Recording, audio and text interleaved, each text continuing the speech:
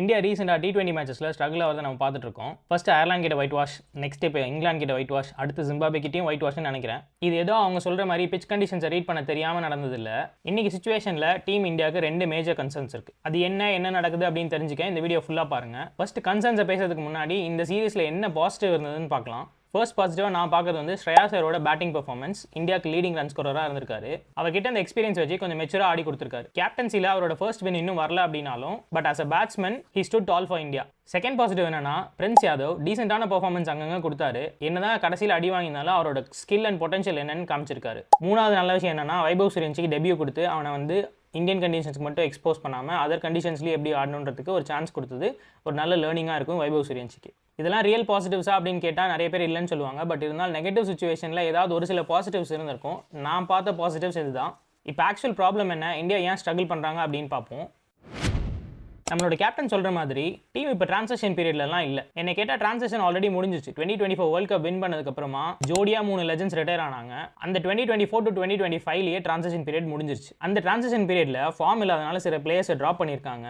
Skill இருந்தும் சில பிளேயர்ஸை sideline பண்ணியிருக்காங்க. ஃபார் எக்ஸாம்பிள் ஜெய்ஸ்வால், KL ராகுல், சுப்மன் கில் மாதிரி பிளேயர்ஸை T20 செட்டப்லேருந்து சைட்லைன் பண்ணி வச்சிருக்காங்க. அதுக்கப்புறத்துலேருந்து அந்த கோர் ஸ்குவாட் வந்து அப்படியே ரிமைன் ஆகிட்டு தான் இருக்குது. அஃப்கோர்ஸ் அது நம்ம எல்லாருக்கும் தெரியும். ஸோ ரியல் ரீசன்ஸ் என்னன்னு பார்ப்போமா. ஃபர்ஸ்ட் ஆப்வியஸ் ரீசன் என்னன்னு பார்த்தா IPL and our domestic pitches. குளோபலாக இப்போ கிரிக்கெட் ஒரு என்டர்டைன்மெண்ட் பிஸ்னஸாக மாறிடுச்சு. அதனால் கேம் நேச்சுரலாக ஹை ஸ்கோரிங்காக இருந்தால் தான் ஹை வியூவர்ஷிப் வரும் அப்படிங்கிறதுனால பிச்சர்ஸை வந்து ஃப்ளாட் ட்ராக்ஸாக கொடுக்குறாங்க. பிளேயர்ஸும் அதுக்கேற்ற மாதிரி ஃபர்ஸ்ட் பால்லேருந்தே அடிக்கிறதுக்கு தான் பார்க்குறாங்க. அதுக்காக தான் ட்ரெயினும் ஆகுறாங்க. இது IPL மட்டும் நடக்கல, இந்தியாவில் நடக்கிற டொமஸ்டிக் லீக்ஸ்லையுமே இதே தான் சுச்சுவேஷன். ஏன்னா அந்த டொமஸ்டிக் லீக்ஸில் தான் போய் IPL ஸ்கவுட்ஸ் வந்து அவங்களோட டீமுக்கான நெக்ஸ்ட் பிளேயரை செலக்ட் பண்ணுறாங்க. ஸோ பிளேயர்ஸ் ஆட்டோமேட்டிக்காக அவங்க என்ன பண்ண ட்ரை பண்ணுறாங்கன்னா அவங்களோட பொட்டன்ஷியலை காமிக்கிறதுக்காக IPL எப்படி பெர்ஃபார்ம் பண்ணுமோ அதுக்கேற்ற மாதிரி தான் டொமஸ்டிக் லீக்ஸ்லையும் பெர்ஃபார்ம் பண்ணுறாங்க.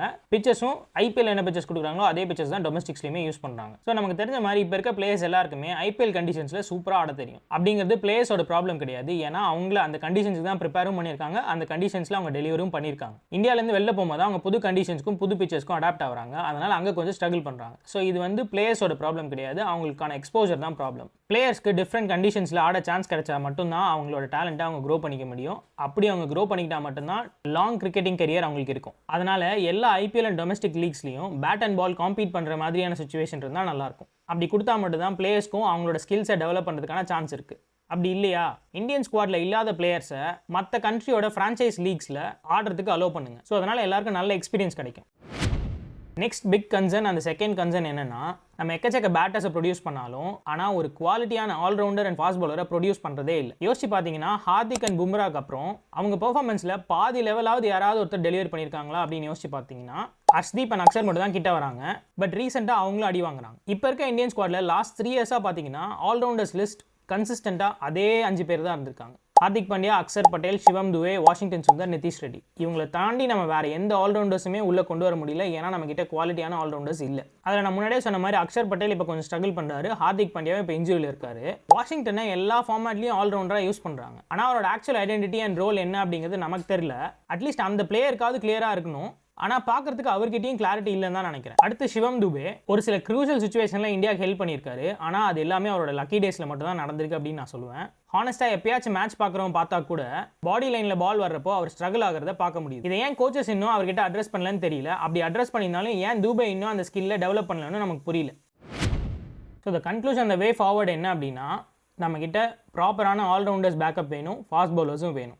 ஹார்திக் பாண்டியா அண்ட் ஜஸ்பிரித் பும்ரா தான் நம்மளோட match winners for the both T20 world cups. அவங்க இல்லை அப்படின்னா நம்ம மேட்ச்சில் கண்டிப்பாக ஸ்ட்ரகிள் ஆகும் அப்படிங்கிறது எவிடென்ட்டாக இந்த 2 சீரீஸ்லையும் தெரிஞ்சிருக்கு. டீம் இஸ் லேர்னிங், அதெல்லாம் ஓகே. ஆனால் எக்ஸ்பீரியன்ஸ் பிளேயர்ஸ் லைக் KL ராகுல், குருணால் பாண்டியா, புவனேஸ்வர் குமார் மாதிரி ஆப்ஷன்ஸ் எல்லாம் லூப்பில் வச்சிருந்துருக்கலாம். இந்தியா சீக்கிரமாக டேலண்டட் ஆல்ரவுண்டர்ஸ் அண்ட் ஃபாஸ்ட் பவுலர்ஸை டெவலப் பண்ணணும். Not just for T20 format, all ஃபார்மேட்ஸ்க்கும் அது தேவைப்படும். அண்ட் கடைசியாக என்ன சொல்யூஷன் அப்படின்னு யோசிச்சா நம்ம IPL ஃப்ளாட் ட்ராக்ஸை மாற்றி காம்படேட்டிவ் பிச்சர்ஸை கொடுத்து ஆட வைக்கணும். இல்லை அப்படின்னா இந்தியன் பிளேயர்ஸை போய் அதர் ஃப்ரான்ச்சைஸ் லீக்ஸ்லையும் பார்ட்டிசிபேட் பண்ணுறதுக்கு அலோவ் பண்ணணும். இந்தியா கிட்ட இருக்க டேலண்ட் பூலுக்கு ஃபாரின் டீம்ஸ் எல்லாம் கண்டிப்பாக வாங்க ரெடியாக தான் இருப்பாங்க. இதில் ஏதாச்சும் நடந்தால் மட்டும்தான் பிளேயர்ஸ் சுச்சுவேஷன்ஸ் அண்ட் கண்டிஷன்ஸ்க்கு ஏற்ற மாதிரி ஆட கற்றுப்பாங்க. அடுத்த சீரீஸ் ஜிம்பாப்வே கூட இருக்குது. வெயிட் பண்ணி பார்க்கலாம் என்ன பண்ணுறாங்க அப்படின்ட்டு. நீங்கள் உங்கள் தாட்ஸை மறக்காமல் கமெண்ட் செக்ஷனில் சொல்லுங்கள். அப்படியே என்ன ஃபாலோ சப்ஸ்கிரைப் பண்ணிக்கோங்க. உங்கள் கிரிக்கெட் ஃப்ரெண்ட்ஸ்க்கு இந்த வீடியோ ஷேர் பண்ணிவிடுங்க.